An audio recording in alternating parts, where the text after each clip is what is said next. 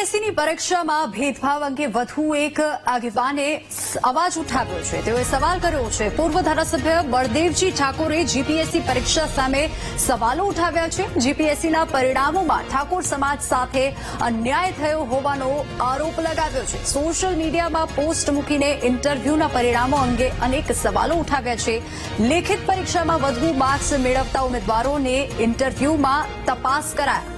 આદિજાતિ વિકાસ અધિકારી archaeological engineer વર્ગ 2 ની પરીક્ષાનો ઉલ્લેખ કર્યો અને પોસ્ટ કરીને સવાલ ઉઠાવ્યો છે. અગાઉ હરિભાઈ ચૌધરીએ જીપીએસસીના પરિણામો અંગે અવાજ ઉઠાવ્યો હતો.